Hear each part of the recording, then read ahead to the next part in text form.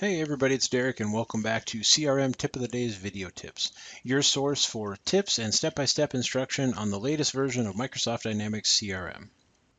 So in today's feature, we're going to continue our discussion on Microsoft Dynamics CRM Unified Service Desk with action calls. In the last one, we talked a little bit about hosted controls and how they are kind of the backbone of what you're going to display within the application.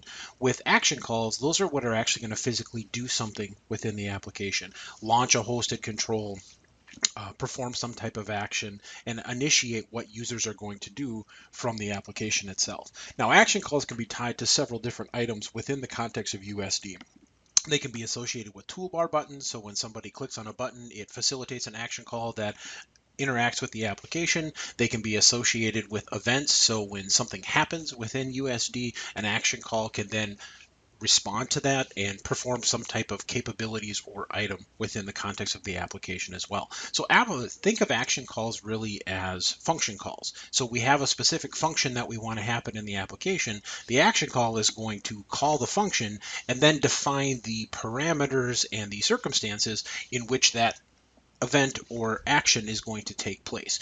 Do we need to load a specific record? Do we need to pull information from another item within USD to pull that information in there? Is there parameters that need to be filled with specific data from records within the application? Those types of situations.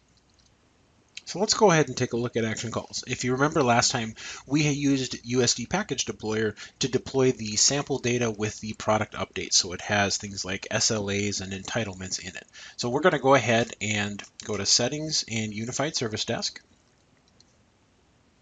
And we're going to go ahead and look at action calls. Now remember, hosted controls will have actions that will be associated with them. Those actions can be defined like from a USD package deployer when you install the sample data, or if you create your own custom hosted controls, those actions can be defined within the hosted control itself. Those actions need to be called in some perspective, and again, that's where action calls come in from an application perspective. So if I go in and click on each action call needs to be associated with a hosted control. Now, it could be associated with something like the global manager hosted control, which if you remember is kind of a hosted control used to execute commands and execute items globally throughout the application, or it could be tied to a specific hosted control. And when you create an action call for a hosted control, you will then define what specific UII action you want to call. And then depending upon the UII action, there will be specific parameters that you may want to load into that item. So before we actually create an action call, let's just kind of give you a demo of it in action and show you how we would go about creating that particular situation. So I'm going to just flip back into USD here real quick, and we're going to be using the search toolbar just to kind of facilitate a demonstration. So when I go ahead and click on search, this is going to open up what's called the search hosted control. And so this is a hosted control that is specifically used to search specific entities within the application. And so you'll see items in here like accounts, contacts, cases, activities, so on and so forth. What I want to be able to do is if you remember last time, I have a custom entity called bank accounts, and I basically want this bank accounts custom entity to be able to be displayed in this global search hosted control in much the same situation that you would see here. And so what I'm going to do is I'm going to facilitate an action call, so when somebody clicks on bank accounts, or in this case they click on accounts, you'll see that it opens up the account quick find view. When you go into the contacts, it opens up the contact quick find view. And that's in essence what we want to do. Now in the next video we'll show you how to create the toolbars to actually facilitate that, but in this particular lesson we'll show you how to create the action call. So let's go back into CRM, and we're on action call, so let's create a new action call. When you create an action call, you just first need to define obviously what you're going to call it. So in this case, I'm going to just call this search bank accounts. Then you need to designate the hosted control that you want this to execute on.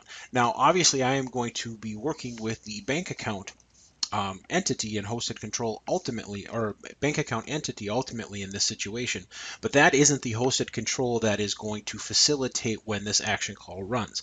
The hosted control that actually is going to facilitate when this action call runs is the search hosted control, because that is what's going to be loaded into the USD interface at that point in time. So I want this action call to actually be associated with the search hosted control in this particular instance. So I'm going to go ahead and type in search. And then if I hit lookup, I can see there's my search hosted control. Now, each one of these hosted controls, as we talked about, will have UII actions associated with them that you can pick. And so in this case, now when I go ahead and click on this, this one has several different types of actions that I can work with in this particular situation. The one that I want to use in this instance is what's called find. And so basically what this find does is this actually goes out and it basically navigates the quick find list for whatever specific entity that I'm going to specify within this particular scenario. So the other thing that you'll notice is down towards the bottom, you get kind of a help screen that populates. And this is true for most of the actions that you can specify in USD. And this just kind of tells you what information you need to specify into the application in order for this to work. So the first situation that you have is a lot of these UII actions will have parameters, and these parameters are basically defined through name and value pairs. You specify the name of the parameter and then the value that you want to use for that particular parameter. So in this case, if you look at the data parameter or the parameter that you want to work with, one of them, the one that's only available in find, is show ribbon.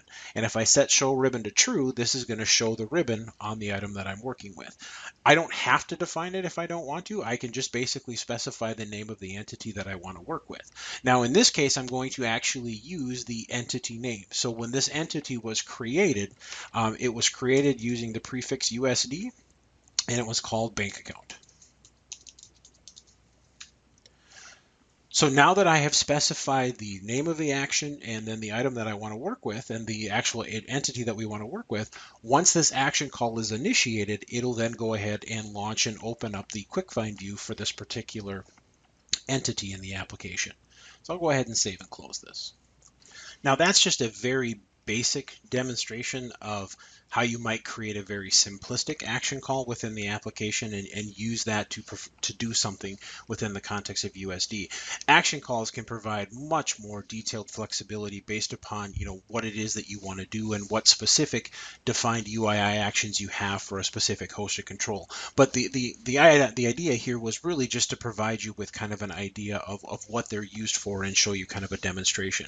Now, in the next video that we'll actually be doing, we'll actually create toolbars, and then we'll bring all this together at that point in time. So we'll add a toolbar button, and then on that toolbar button, we'll associate it with an action call, and then we'll go ahead and initiate that action call that will actually load a specific item within the application. So we'll kind of bring everything together. But at this point, you can see kind of how action calls fit into the grand scheme of what you do from a USD perspective. So that's going to do it for today. I hope you enjoyed the session on how to work with action calls. Tune in next time when we'll actually look at creating toolbar buttons and start tying all this together, the hosted controls and everything. So again, from all of us here at CRM Tip of the Day, this has been Derek, and I want to thank you again for watching. Take care and have a good one.